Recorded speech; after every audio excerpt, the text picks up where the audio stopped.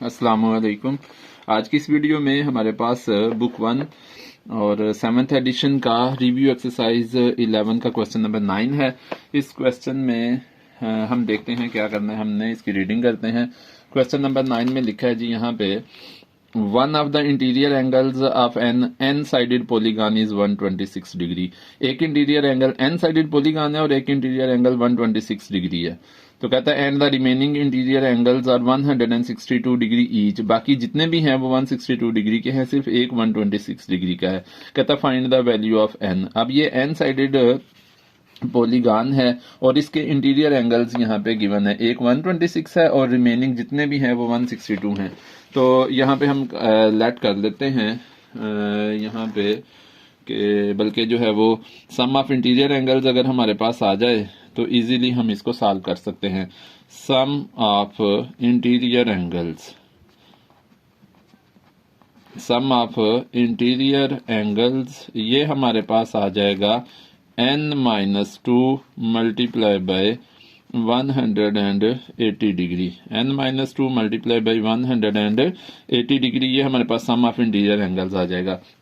अच्छा, जो interior angles given हैं एन साइडेड पॉलीगॉन, उनमें से एक एंगल जो है वो 126 डिग्री है। तो हम कर लेते हैं एक एंगल जो है वो सम ऑफ इंटीरियर एंगल्स अगर हमने फाइंड आउट करने हैं, एक एंगल 126 डिग्री है प्लस रिमेनिंग एंगल कितने रह गए। टोटल एन साइडेड फिगर है तो एन एंगल्स हैं, इसमें एन में से एक जो है वो माइनस कर दिया तो बाकी हमारे पास जो है वो n-1 रह गए।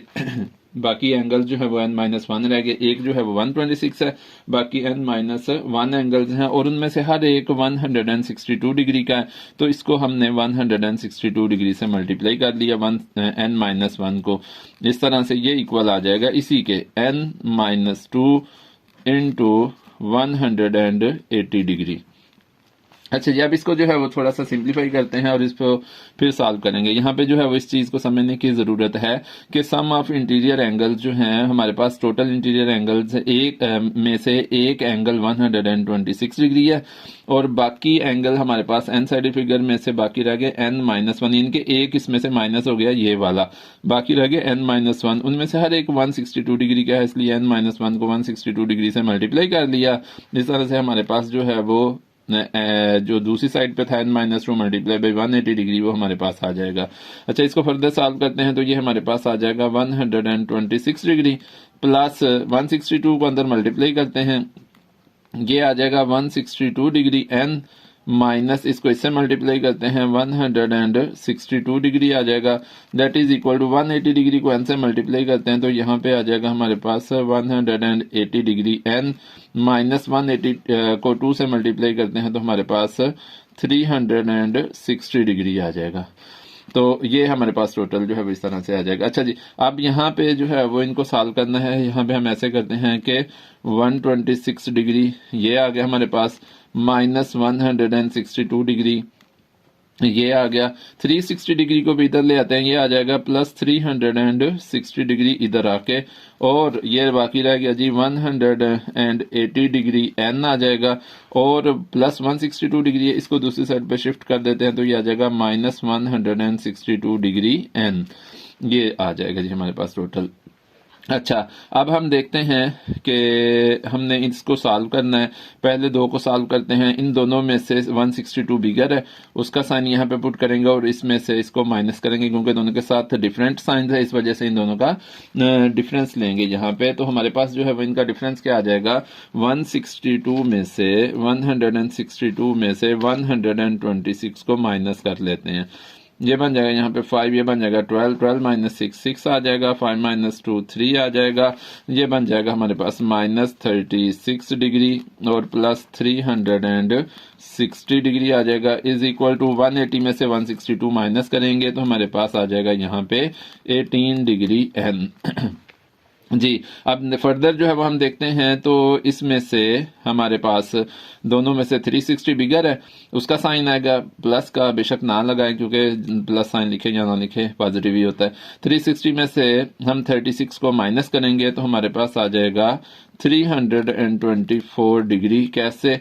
ऐसे कि 360 में से हम माइनस कर लेते हैं जी 36, यहाँ से 12 लेते हैं 10, 10 माइनस 6 4 आ जाएगा, यहाँ पे रह जाएगा 5 माइनस 3 2 और ये आ जाएगा 324 degree is equal to 18 degree n आ जाएगा। अच्छा, अब ऐसे भी हम कर सकते हैं कि 18 डिग्री n इस साइड पे लिख लें और 324 डिग्री जो है वो इस साइड पे लिख लें। अच्छा, अब फर्दर जो है वो इसी तरह से हमारे पास आ जाएगा n, और n की वैल्यू आ जाएगी 324 डिग्री ओवर 18। अब 324 को 18 से डिवाइड करें, 18 1 ज़ार 18, 18 ज़ार 324। कैसे? यहाँ पे हम डिवाइड कर लेते हैं 324 को 18 से, 18 1 ज़ार 18 आ जाएगा, यहाँ से ये 12 लिया, 12 माइनस 8 4 आ जाएगा, 2 माइनस 1 1 और ये आ जाएगा 4। अब यहाँ पे 18 8 ज़ार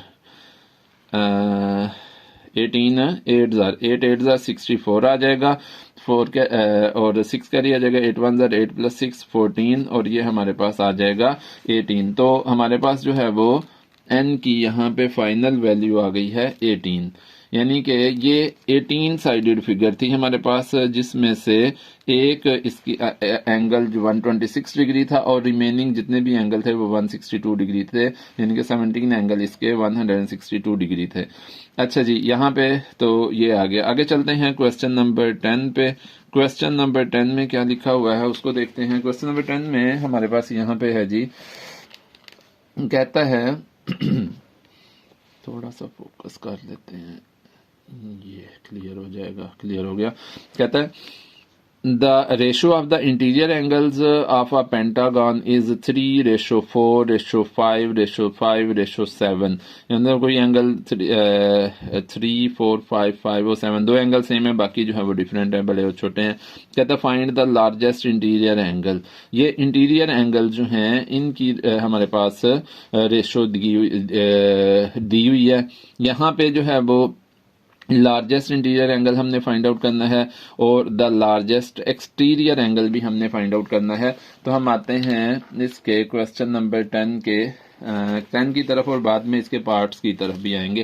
क्वेश्चन नंबर 10 में हमारे पास अब यहाँ पे रेशो गिवन है, तो हम लेट कर लेते हैं लेट इंटीरियर एंगल्स। ये पेंटागन है और इसके जो है वो हमारे पास 5 एंगल्स की रेशो गिवन है, तो late the interior 5 angles, interior यहाँ पे हमारे पास एंगल्स देख लेते हैं 5 एंगल्स की बजाय। Let the interior angles are, हाँ जी, कौन कौन से हैं हमारे पास? एक हो गया 3x, फिर एक हो गया उसके बाद 4x, फिर हमारे पास है जी 5x एंड हमारे पास आ जाता है नेक्स्ट 7x। इस तरह से ये हमारे पास इंटीरियर एंगल्स हैं। और ये इंटीरियर एंगल्स जो हैं हमें पता है कि पेंटागन के इंटीरियर एंगल का क्या होगा, सम क्या होगा। तो हम यहाँ पे देख लेते हैं, हम लिख लेते हैं sum of interior angles, interior का शॉर्ट फॉर्म लिख लेते हैं और एंगल्स की भी, ऑफ पेंटागन, ऑफ पेंटागन। तो वैसे पॉलीगॉन के जो है होता है n-2 मल्टीप्लाई बाई 180 डिग्री, क्योंकि ये पेंटागन है इसलिए n की जगह पे आएगा 5-2 मल्टीप्लाई बाई 180 डिग्री, ये आ जाएगा। थोड़ा सा लाइन से उधर चले गए, चले कोई बात नहीं। अब यहाँ पे जो है वो हमारे पास क्या आएगा, सम ऑफ इंटीरियर एंगल्स। ये इंटीरियर एंगल्स हमने सपोज किए हुए हैं कि इंटीरियर एंगल्स हैं, एक है हमारे पास 3x है, एक 4x है, एक 5x है, फिर एक 5x है और एक जो है वो 7x है। ये हमारे पास इंटीरियर एंगल्स है। और यहाँ पे हमारे पास 5-2 3 आ जाएगा, 3 मल्टीप्लाई बाई 180 डिग्री। अच्छा, इस तरह से यहाँ पे हमारे पास टोटल जो बन रहे हैं वो आ जाएगा जी 3 + 4 7 + 5 12 + 5 17 + 7 24x आ जाएगा, 24x आ जाएगा इज इक्वल टू, यहाँ पे आ रहा है जी हमारे पास 3 मल्टीप्लाई बाई 180 डिग्री। चले इसे जो है वो हम मल्टीप्लाई करके सिंगल नंबर में कन्वर्ट नहीं करते अभी हम थोड़ा सा और वेट कर लेते हैं। तो ये हमारे पास x आ जाएगा, x हमारे पास आएगा 3 मल्टीप्लाई बाई 180 डिग्री ओवर 24 अच्छा, इसको जी सिंप्लीफाई करते हैं। 3 1 ज़ा 3, 3 8 ज़ा 24। अब इसको जो है वो कैंसिल करते हैं। टेबल हमारे पास जो है वो 4 से ये दोनों कैंसिल हो जाएंगे। 4 2 ज़ार 8 आ जाएगा, 4 4 ज़ार 16 आ जाएगा, 2 कैरी 20, 4 5 ज़ार 20, ये आ गया 45/2 डिग्री। अच्छा, अब हम क्या करते हैं, 45 को 2 से डिवाइड कर लेते हैं। 2 2 ज़ार 4, 5 आ जाएगा, 2 2 ज़ार 4, यहाँ पे 5 - 4 1 आ जाएगा। डेसिमल पॉइंट पुट करेंगे, यहाँ पे 0 राइट करना पड़ेगा। 2 5 ज़ार 10 आ जाएगा हमारे पास, तो ये आ जाएगा 22.5 डिग्री।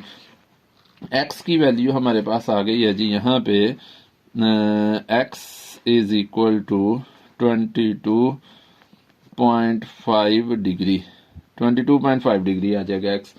तो ये तो एक्स की वैल्यू आ गई। अब हमने फाइंड आउट करना है लार्जेस्ट, पार्ट 1 में। पार्ट 1 की तरफ आते हैं यहाँ पे। तो पार्ट 1 में हमने फाइंड आउट करना है largest interior angle, the largest interior angle, the largest interior angle,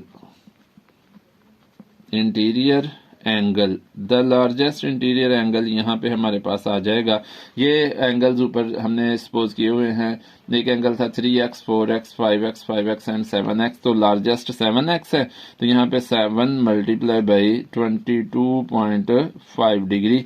तो यहाँ पे हमारे पास आ जाएगा 22.5 मल्टीप्लाई बाई 7, ये बन जाएगा जी 7 5 ज़ा 35, 3 कैरी आ जाएगा। 7 2 ज़ा 14 प्लस 3 17, 1 कैरी आ जाएगा। 7 2 ज़ा 14 प्लस 1 15, तो ये आ जाएगा, यहाँ पे 1 डेसिमल प्लेस है, यहाँ पे भी 1 डेसिमल प्लेस आ जाएगी। तो इस तरह से द लार्जेस्ट इंटीरियर एंगल हमारे पास आ जाएगा 157.5 डिग्री। ये बन गया जी। नेक्स्ट हमने पार्ट 2 में फाइंड आउट करना है the largest exterior angle, the largest exterior angle, the largest exterior angle, exterior की शॉर्ट फॉर्म में लिख लेते हैं, चलिए पूरा ही लिख लेते हैं। Exterior angle, largest exterior angle, जो स्मॉलेस्ट इंटीरियर एंगल का जो साथ बाहर वाला एंगल होता है वो लार्जेस्ट एक्सटीरियर एंगल होता है। इसमें से स्मॉलेस्ट इंटीरियर एंगल अगर हम देखते हैं 3x, 4x, 5x, 5x, 7x में से 3x जो है वो स्मॉलेस्ट इंटीरियर एंगल है, और इसके बाहर वाला एंगल जो है वो लार्जेस्ट एक्सटीरियर एंगल होगा। इसका फार्मूला हमारे पास ये है कि हमारे पास जो सम है, sum of exterior angle plus interior angle is equal to 180 degree. तो अगर हम जो है वो दोनों का सम हमारे पास 180 डिग्री होगा, इंटीरियर और एक्सटीरियर का 180 डिग्री के इक्वल होगा।